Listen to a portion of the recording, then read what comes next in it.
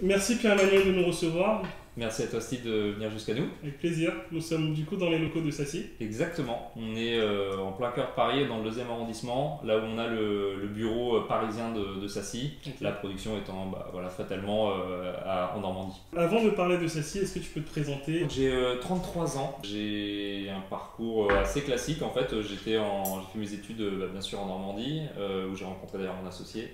On se connaît depuis la maternelle, donc ça remonte un petit peu, on aura C'est peut-être beau. l'occasion d'en reparler. D'accord. Mais ça a été assez fondateur cette rencontre. Et après, j'ai fait des études d'école de commerce dans le sud de la France. Ok. Voilà, je voulais voir un peu le beau temps aussi, ce que ça faisait. Et T'étais dans quelle école? j'étais à Schema. Ok, Voilà, ce qui en fait au début ça s'appelait Ceram, ça a switché en Schema. d'accord. Et pareil, j'ai rencontré plein de gens fabuleux. Et après, dans le cadre de ce cursus-là, je suis parti un petit peu à l'étranger, je suis parti en Irlande, je suis parti en Chine. J'ai vu d'ailleurs que le côté français était vraiment plus qu'une marque, un véritable label et un gage de qualité. Mhm.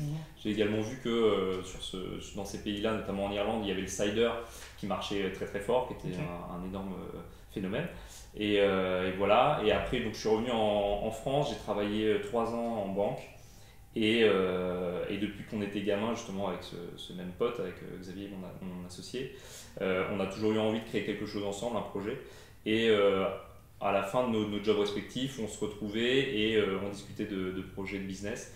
Et à un moment donné, ça nous démangeait trop, on a dû se lancer et créer Sassy. Ok, donc du coup, toi, t'as fait des études en finance, du coup, je suppose que t'étais Ouais, dans la banque. exactement. Ok, Et et. mon associé, alors c'est ça qui est assez étonnant, il a fait plus ou moins exactement pareil que moi. D'accord, C'est-à-dire qu'en fait, il y a beaucoup de conseils qui vont être prenez des profils plutôt complémentaires, plutôt voilà, ou qui se complètent. exactement. Nous, Parce que moi, j'ai en c'est plus. ce que Ouais, voilà, bien sûr. Ouais, ouais, après, c'est pour ça que il y a les chemins, exactement.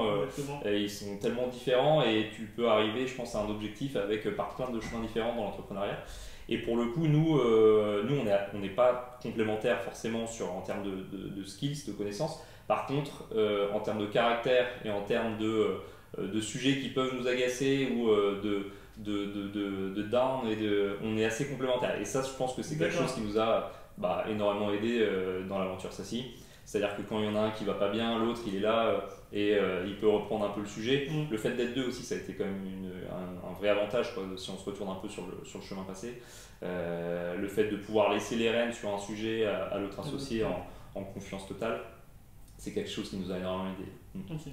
Donc, première leçon que je retiens, enfin, l'aventure entrepreneuriale, elle est différente. Enfin, moi, j'ai parti où je dis qu'il faut être très complémentaire, mais enfin, ce qu'on peut noter aussi chez Pierre-Emmanuel et Xavier, c'est qu'ils sont quand même complémentaires parce que même si C'est ça. ils ont fait le même chemin, les mêmes études, ils sont complémentaires dans ce qu'ils font. Donc, la complémentarité va quand même primer, mais voilà, l'aventure entrepreneuriale, il n'y a pas de, enfin voilà, il n'y a pas de ligne directrice, ça dépend vraiment de chacun et des caractères. Et moi aussi, je prends le parti, ce que je dis souvent quand je partage, c'est que moi, je préfère être seul et travailler avec des personnes. D'accord. Toi, tu es plus sur cette partie où tu as envie de t'associer. Ouais, Ouais, moi c'est vraiment quelque chose qui m'a. Déjà en fait le projet, comme je disais tout à l'heure, enfin on a bossé depuis. Enfin tu vois, on a envie de créer une boîte. On parle de créer une boîte depuis le collège. À l'époque c'était l'époque c'est fabuleux. des Ouais. startups dans le digital.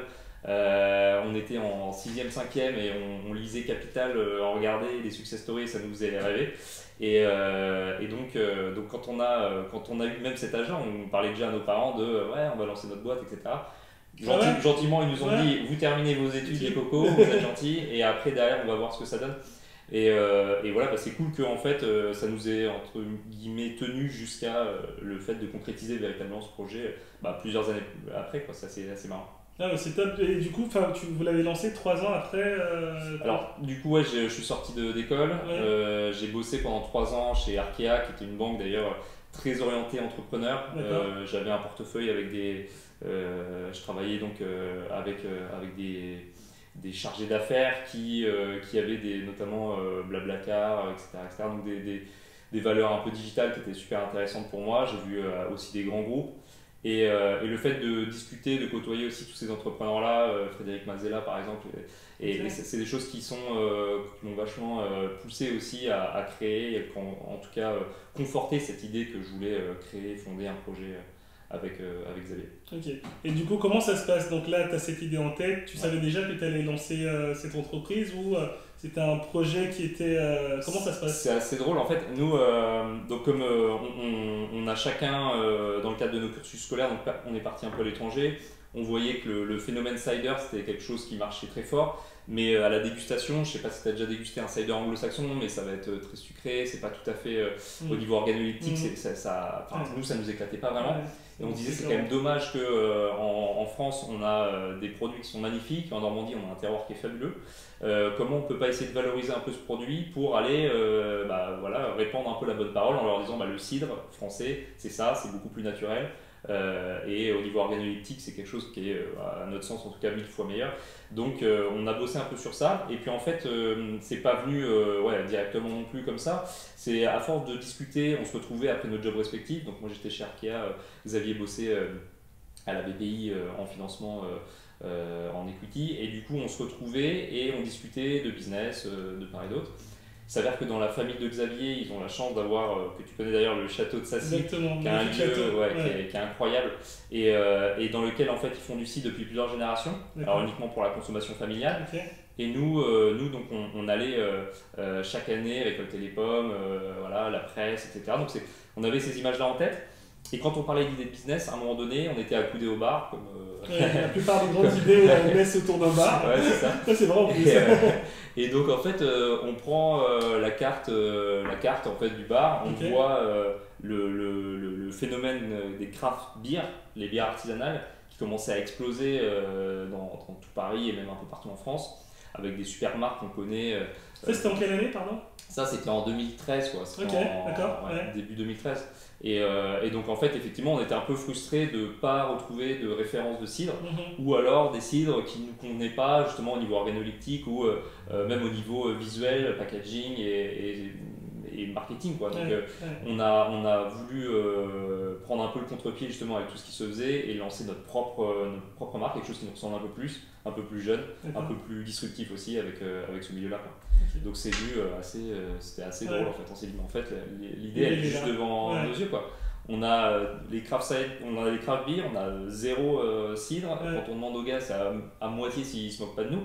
Donc on s'est dit on va lancer et puis on va faire une marque.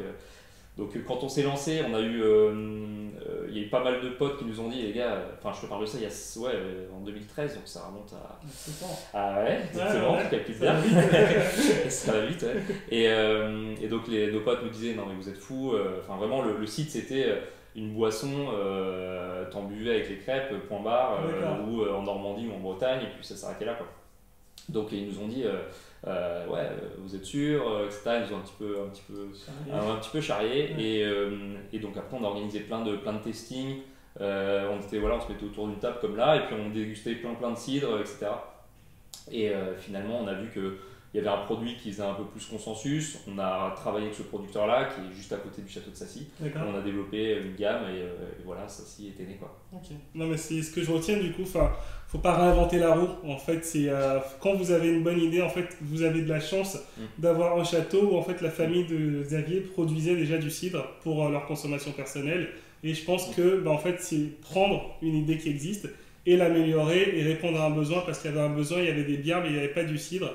Donc après, moi je connais déjà la suite parce que j'ai eu la chance de visiter le château, mais ce que j'ai adoré moi, c'est le process, on en parlera après, le process, comment vous améliorez le cidre et que vous en faites vraiment une boisson, pour moi c'est plus une cuvée en fait, et je dis vraiment sincèrement, c'est une cuvée, c'est au-delà du cidre en fait. On est assez proche du vin, au niveau œnologique, il y a beaucoup, même dans la sémantique, etc. On est assez proche du vin. Et pour le coup, pour rebondir sur ce que tu disais, alors tout le monde n'a pas la chance d'avoir un château dans sa famille, etc. Mais en fait, il y a aussi une histoire de storytelling qui est complètement vraie et sur laquelle aussi on se base et sur lequel on essaie d'accrocher un peu les valeurs de la marque. Et c'est ça aussi qui est assez fort, je pense, sur Sassy. C'est des choses qui nous transcendent nous et du coup on essaie aussi de le répandre au maximum auprès de notre communauté donc voilà. Et c'est beau. Et du coup là vous avez l'idée, comment vous la matérialisez, comment ça se passe ensuite pour lancer ça c'est la phase je pense une des phases les plus compliquées qui existent quand on est porteur d'un projet. On a grosso modo quelques slides, etc. Là c'est vraiment passer maintenant sur quelque chose de concret. Nous, la chance qu'on a, c'est que c'est un produit, donc effectivement, au début, c'est marrant, on est retombé d'ailleurs sur les premiers protos qu'on avait fait. C'était drôle, hein. C'était toujours drôle les premiers protos. Les protos, avec le recul. C'est assez marrant. Où en mode, on avait en fait toujours cette idée de faire en fait une bouteille transparente. Je vais la rapprocher. Ok. Une bouteille transparente avec un effet, ce qu'on appelle no label look. Il faut bien le dire que le milieu du cidre, qui était un petit peu plan-plan, qui vivait un peu sur ses acquis, notamment le côté très traditionnel qui se mettait bien en avant sur l'étiquette, il y avait des choses avec bon bref qui nous allaient pas vraiment, et donc en fait on a pris des petits éléments de certains secteurs, donc notamment sur le packaging, la cosmétique qui utilise aussi ça, c'est des étiquettes no label look, c'est pas sérigraphié, mais on a vraiment l'impression que c'est sérigraphié, il y a un petit relief sur l'étiquette. Et ça rend, c'était l'idée aussi, avec cette bouteille, c'était qu'on voit le jus, c'est quelque chose dont on est le plus fier en fait finalement. C'est pas tant la bouteille et le visuel, même si on est super content, mais ce qu'on voulait montrer aux consommateurs, c'est avant tout le jus, qui est vraiment le cœur de notre métier finalement. Donc on a pas mal retravaillé sur ça. Et après, même dans certains procédés, par exemple, derrière toi, tu as une édition limitée, donc ça, c'est des choses qu'on peut. Colette. Alors, ça, on peut en parler un petit peu, Colette. Bah oui, parle-moi de cette édition limitée. Colette, c'était pour leur anniversaire. Il y avait donc Sarah, avec qui nous a fait confiance depuis le tout début. Colette, ça a été le premier point de vente Sassy. Donc, nous, on avait justement à cœur, au niveau de la stratégie commercial, on va dire, de justement targeter des points de vente où on ne nous attendait pas. Et ça passait par mettre un petit peu de côté au début, en tout cas les crêperies, pour aller dans des concept stores, dans des palaces. C'est hyper intéressant ça, moi ça me parle ce que tu me dis, enfin, tu peux reparler de ça. Je sais que tu m'en avais parlé, j'avais adoré ce concept. C'est contrairement aux autres personnes, même tu me parleras de Taste of Paris aussi, je sais que j'avais retenu ça. Exactement. Donc vous dites ok, on va pas dans les crêperies, mais on va dans d'autres domaines autres que nous. Ça c'est une superbe idée ça. L'idée en fait c'était, c'est presque du marketing en fait, c'est de toucher d'autres personnes. Donc pour toucher d'autres personnes, on va dans des canaux de distribution qui sont différents. Et voilà, prendre vraiment le contre-pied avec le marché en allant dans des concept stores, en allant taper aux portes aussi de palaces, en allant faire déguster aussi certains chefs. Et effectivement, Colette nous a mis en avant. On a eu la chance de faire une super édition limitée avec Tiffany Cooper, où on avait tout le water bar qui était aux couleurs de Sassy, avec les illustrations de Tiffany. C'était incroyable, ça nous a donné une visibilité mondiale, parce que Colette c'est mondialement connu, et il y a des acheteurs d'un peu partout qui viennent. Une très belle opération. Et après derrière on a eu le drugstore aussi, Publicis. On a eu en allant au drugstore, c'est un enchaînement en fait de trucs un peu cool. Et je touche du bois, mais voilà, pour l'instant ça s'est plutôt bien goupillé. Et donc en fait, en allant au drugstore, on a rencontré François Benot, le chef pâtissier monde de Joël Robuchon. Vous ne le connaissez pas avant? On ne connaissait pas, non. Du coup, on fait déguster, il adhère au projet et au produit. Il adhère au produit. Juste sur ce que tu dis, il faut oser. Ah ouais. C'est clair, si vous n'osez pas, personne ne le fera pour vous. Exactement. Et du coup, les gars, vous allez être dans votre coin, vous allez avoir votre produit, mais ça ne bougera pas. Donc, nous, c'est ce qu'on s'est dit aussi. C'est exactement, c'est aller, même si on est un peu mon associé, etc. Et moi, on n'était pas forcément ultra extravertis en disant et on n'a pas forcément à se mettre en avant. Mais en tout cas, quand on a le produit, ce qui est important, c'est aussi, je pense, la confiance qu'on avait dans le produit. Ça vous permet aussi de vous transcender et de vous dépasser. Quand vous savez que le produit il est de qualité, que vous savez que vous avez bien bossé pour arriver à ce type de produit, bien évidemment vous allez toujours vous prendre des bâches, ça c'est évident. Et notamment au sein même de notre région, en fait, c'est ça qui était assez incroyable, c'est que certains restaurants, ils ont déjà leurs producteurs, ils ont le fait d'avoir quelque chose de très disruptif, ils n'étaient pas forcément à l'aise. Justement, c'est intéressant ce que tu me dis là. Donc en fait, quand vous faites le premier prototype, je pense qu'il n'y avait pas ça, il n'y avait pas ce... Ah non, le prototype c'était limite au blanco sur une bouteille en verre et on allait voir les banques en disant regardez, ça va être ça. donc non, au début. Et les banques, elles en pensent quoi au début? Alors, les banques, nous, on avait un background assez financier. Donc on a su leur parler, même si on a essuyé pas mal de refus. On est allé voir, petit conseil, donc on est allé voir plutôt en région aussi. Ok. À Paris, voilà, il y a un deal flow qui est monstrueux, etc. Donc le fait d'aller en région, ils voient un peu moins de dossiers et potentiellement ils peuvent être voilà, peut-être un peu plus intéressés. C'est un super conseil ça. Carrément, même pour BPI, aller voir BPI en région, il y a un peu moins de deal flow et du coup ça peut pas mal vous aider. Il y a même des subventions, des aides aussi à la création en région qui sont super intéressantes. Donc ouais, nous clairement on est trop contents et la région Normandie, j'en profite de ta caméra, on la remercie vraiment parce qu'ils nous donnent des sérieux coups de pouce, même pendant ces temps un peu troublés, ils nous ont aidés, donc c'est vraiment top. Et donc tout ça pour dire que ouais, au début les banques elles étaient un peu frileuses parce que même si le dossier était bien fait, entre guillemets, on avait essayé de le faire le plus sérieusement possible, on avait aussi un background de financier comme je disais, c'est pas non plus un projet qu'ils avaient l'habitude de financer, on n'est pas sur quelque chose d'ultra classique avec, je sais pas moi, un fonds de commerce où tu prends ton fonds de commerce, tu le finances et derrière tu as ta garantie, le fonds de commerce si ça marche pas tu peux le revendre, etc. Donc c'était un petit peu plus technique et puis on a rencontré un banquier assez jeune, Thibaut Guy, sans qui à la BNP, voilà, sans qui franchement ça aurait été très compliqué de se lancer. Et il nous a fait confiance, il a mouillé le maillot au niveau du comité et ça nous a permis voilà, le petit coup de pouce supplémentaire pour lancer la prod, amorcer une première production et se lancer.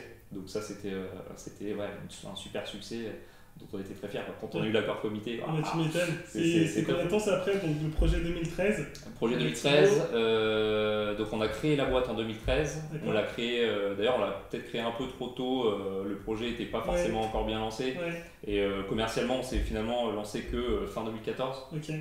Donc ça sert non plus à rien de financer les frais admin, etc. pour pas grand chose. Mais du coup ça on a dû l'avoir en 2014, mi-2014 je pense, un truc comme ça, donc, pour amorcer la prod et puis voilà, mettre l'histoire en route quoi. Donc là en 2014 vous vous dites c'est bon, c'est palpable, là vous êtes deux à ce moment-là. Ouais, exactement. Vous êtes deux. Ouais, on est deux et du coup on se dit on a le produit, on lance la prod, on a le produit, on se remonte les manches et on fait de la prospection commerciale dans le dur. On va taper à toutes les portes. Tous les deux? Tous les deux, ouais, tous les deux de fond. Au début, on a fait vraiment les mêmes. On parlait de complémentarité. Je sais pas si c'est les bonnes. Si, non, c'est hyper intéressant. En tout cas, c'est notre histoire. Mais, voilà, votre histoire, c'est une success story, donc c'est intéressant. Donc, du coup, on a fait vraiment les mêmes choses. On séparait entre guillemets Paris, on allait taper aux portes. Et là, à l'époque, pour tout te dire, la petite anecdote, mais au début, on ne savait pas les poser, les bandes de boulot, les étiquettes, etc. Donc, on allait chercher les bouteilles nues à la prod. On avait nos rouleaux d'étiquettes, on les montait dans nos appartes à Paris, on les étiquetait et après on allait les livrer, donc on faisait tout quoi. Tu vois, vraiment, donc c'était assez intense quoi. Mais vous ne demandez pas si le produit est parfait. Si vous avez l'idée, commencez à le faire et ensuite vous allez réajuster. Ouais, carrément. Ouais, je pense si vous attendez que le produit soit vraiment parfait, etc., il y a des petites modifications, il y a des choses que peut-être que même le consommateur, je ne sais même pas s'il va le voir, mais en tout cas nous on l'a vu et voilà, c'est rapproché sur le logo un petit peu les traits, c'est des choses un peu minimes. Mais effectivement, si vous attendez d'avoir le truc parfait, c'est la meilleure façon pour rien lancer et que voilà, vous embourbiez dans des choses.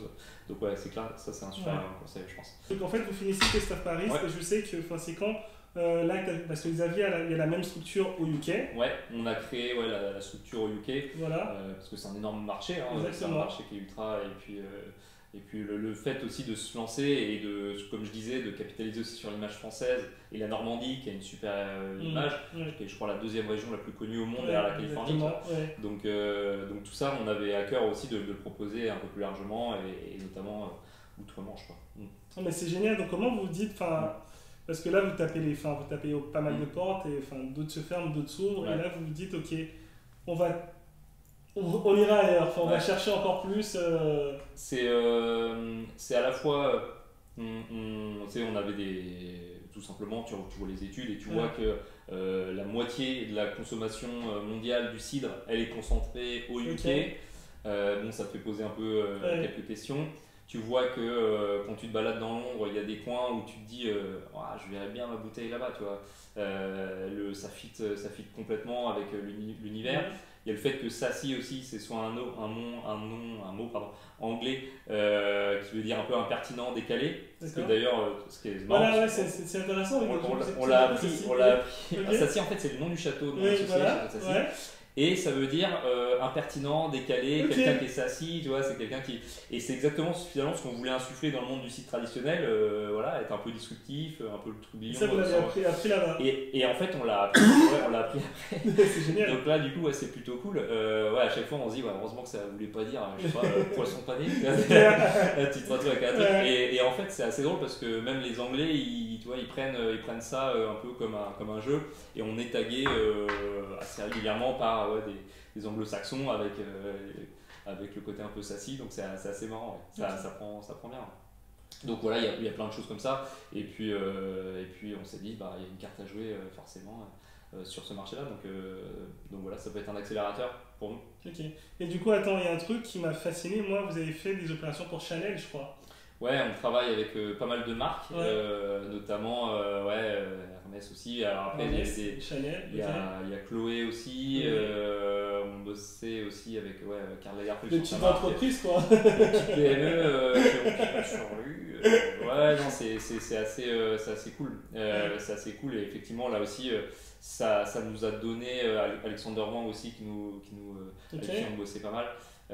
L'idée c'était vraiment notre ambition aussi, comme je te le disais, de prendre le contre-pied au niveau de la distribution, de nous montrer là où on n'avait pas forcément l'habitude de se montrer, et ça passait notamment par ce type de showcase.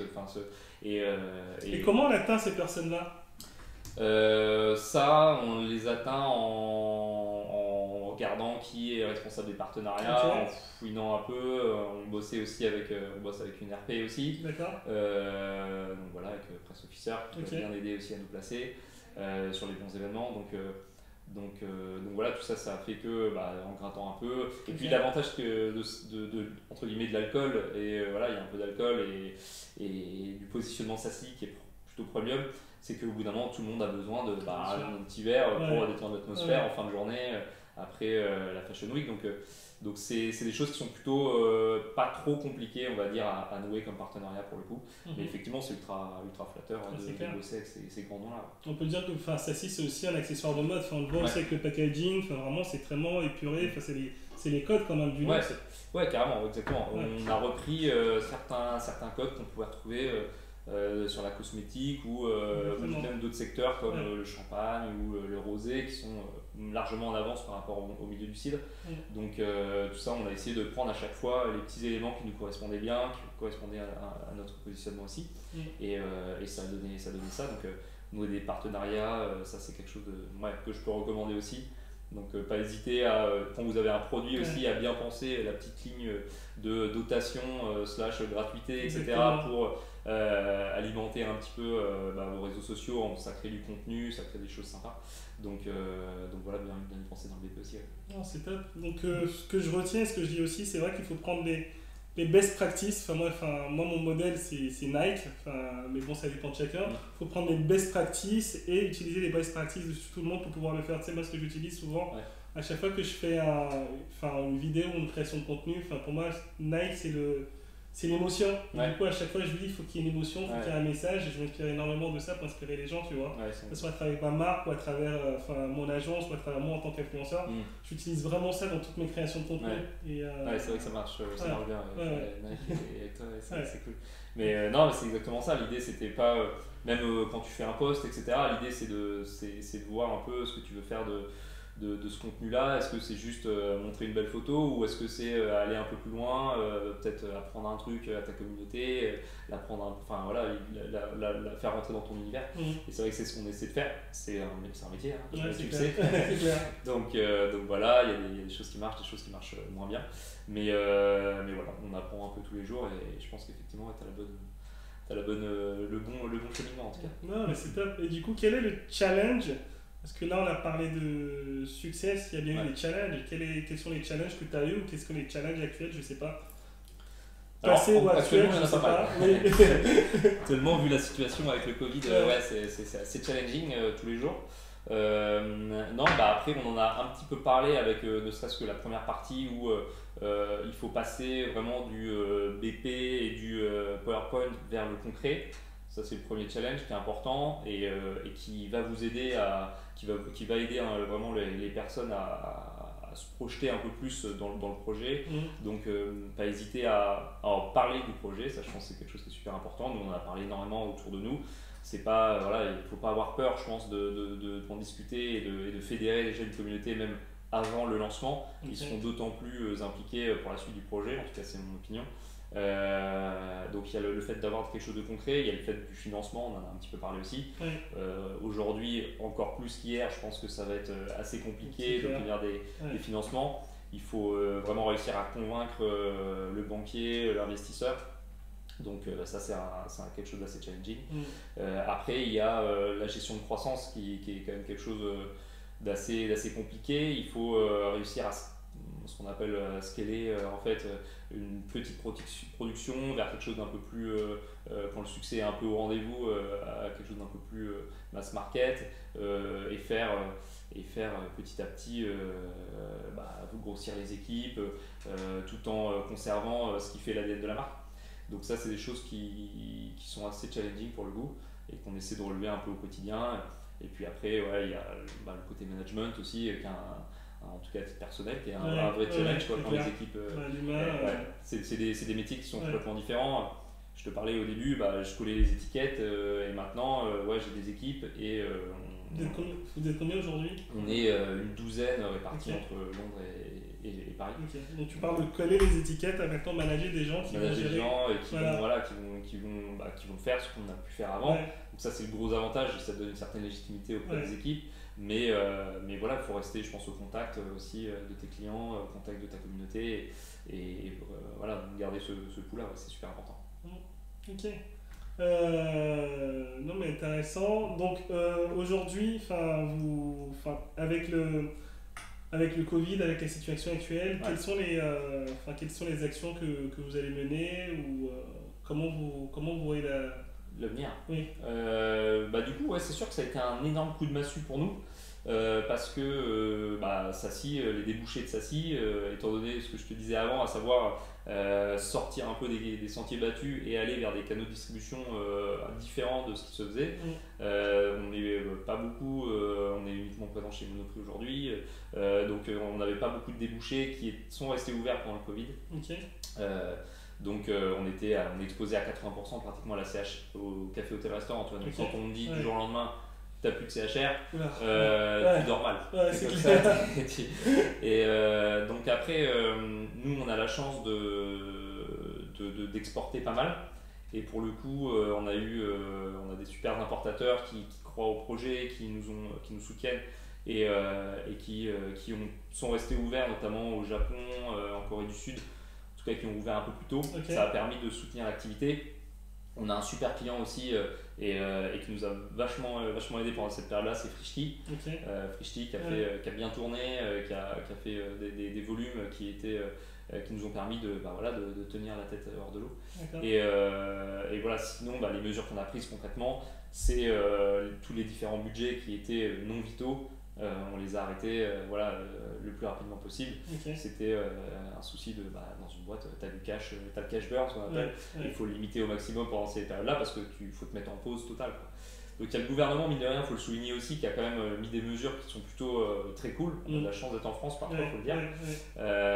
Des mesures de chômage partiel qui ont permis de friser en fait notamment la masse salariale.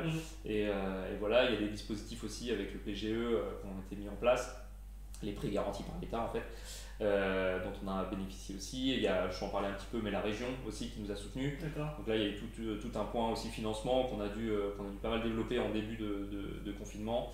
Et puis après, là, il y a tellement d'incertitudes quant à la reprise du CHR qui reste timide aujourd'hui. On se pose encore beaucoup de questions. Pour être honnête, c'est quand même un secteur qui évolue énormément. Alors une des certitudes par contre c'était que le digital, je t'apprends rien, mais ça tourne toujours et ça tourne bien. Donc on s'y met de plus en plus. Ça nous a permis de nous accélérer un peu sur ce positionnement-là. Que ce soit en France ou en Angleterre. Donc avec des résultats qui sont plutôt cool, plutôt probants.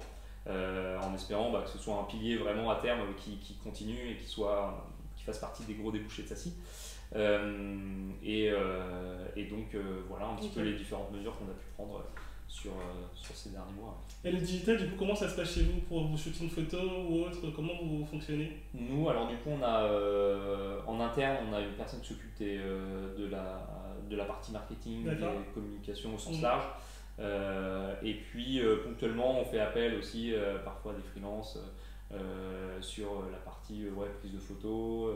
Et puis voilà, on a essayé pas mal d'internaliser. C'est des choses qui étaient importantes pour être plus réactif, pouvoir échanger un peu plus librement aussi et ajuster un peu plus simplement. Mais voilà, on a encore beaucoup de progrès à faire. C'est un secteur où il faut vraiment être expert dans le milieu si tu veux vraiment faire le truc un peu parfait. Donc c'est toujours pareil. Au début, quand on s'est lancé, je me souviens avec Xavier, je pense qu'on mettait une après-midi. Tu vois, on bloquait notre vendredi après, on était là sur la photo. On disait vas-y éclaircis un peu, vas-y le hashtag il est bon et tout. Et au début, Xav il avait pas Facebook ni Instagram. Ah oui. D'accord. Moi j'avais uniquement Facebook. Voilà, on se dit on va se mettre sur Insta. Et donc non, on n'était pas expert. Mais c'est assez addictif. C'est beau quand même parce que vous avez développé une belle communauté quand même. Vous avez combien aujourd'hui? Plus de 20 000. Voilà, c'est ça. 20 000 en 2023. Et non, c'est cool. Franchement, tu te prends un peu au jeu aussi, toi. Tu dis ça c'est cool, ça marche. Voilà, ou ça marche pas. Tu vois, exactement, tu essaies d'ajuster. À tâtons, quoi, des choses comme ça. Et pour le coup, à la fin, c'était assez marrant, quoi.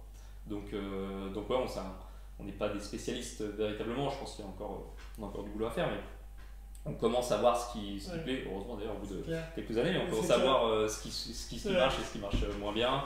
Et même on continue de tester des choses, faire des partenariats, t'en parler aussi, c'est des choses qui sont assez cool.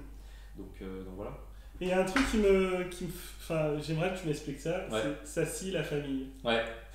C'est hyper, moi je trouve en termes de com, c'est un truc qui parle à tout le monde. Et pour être honnête, moi quand je vois SACI, la famille, je vous attends, je m'attendais pas à vous voir tous les deux en fait, si tu veux, parce qu'en fait c'est un peu Sissi la famille, donc tu t'attends pas à voir des personnes. Et c'est pas du tout péjoratif ce que je dis, des personnes bien éduquées.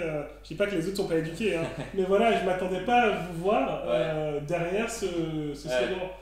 C'est un coup génial de com, ça. Honnêtement, merci. C'est assez top. Pareil, on discutait avec des potes. On était. Faut savoir qu'on est meilleurs potes avec Xav, donc du coup, on a tendance à faire des soirées ensemble, etc. Machin. Et donc il y a des potes qui nous ont dit ça, qui ont lâché ça en soirée, tu vois, donc je suis limite un peu frustré que ce soit pas votre mais effectivement il dit ça si la famille et on trouvait que c'était effectivement ce que tu disais, c'est très vrai, ça parle à tout le monde, quoi. Ça a parlé aux jeunes avec aussi la famille, même à des personnes, même des grands chefs pour pas les citer, mais qui disaient c'est bien, c'est familial, tu vois, c'est cool. C'est multigénérationnel et c'est quelque chose qui correspond plutôt bien, le côté à la fois décalé et en même temps quelque chose de familial et ça correspond un peu à nos valeurs, donc c'est assez marrant. Et c'est vrai que ça plaît pas mal, les t-shirts, les sweats, c'est marrant, j'en vois, parfois, on a carrément été référencé dans un concept store, je sais plus, dans le sud de la France, avec les sweats, etc. Vous les vendez les sweats aussi? On les vend aussi. Ok, ça c'est intéressant, c'est la diversification. Donc. Carrément, c'est assez marrant, du coup, en vacances, j'étais dans le sud de la France et à la gare, je rentrais à Paris et je voyais... quelqu'un en face des quais de moi, il avait SACI la famille. Et pareil, je ne connaissais pas. C'est clair, c'est génial. Donc c'était assez drôle, c'est assez marrant. Donc Ok. Est-ce qu'il y a une chose dont tu aimerais parler, dont on n'a pas parlé là, dans cette interview? Sur le côté entrepreneurial, non, ce qui m'a pas mal aidé aussi, c'est d'échanger aussi avec d'autres entrepreneurs. Je parlais du projet pas mal aussi en amont, etc., avec différentes étapes. C'est toujours intéressant, même si, comme on disait un peu en introduction, tous les chemins vont être différents et on va tous passer par des expériences un peu différentes. Avoir un retour d'expérience, et aujourd'hui on a la chance d'avoir des podcasts, de pouvoir échanger assez librement et facilement sur les réseaux sociaux, etc. pas vous priver de ça. Je pense que c'est vraiment un plus qui peut être vraiment intéressant. S'attendre aussi, je fais un petit résumé, mais ouais, s'attendre aussi à des hauts et des bas, ça c'est obligatoire. Pas lâcher et pas baisser les bras quand le premier coup dur arrive. C'est des choses qu'on a tendance peut-être un peu à se laisser un petit peu plus aller, mais en fait faut serrer les dents et puis voilà, soit tu parlais de se diversifier, soit repenser un peu le modèle, etc.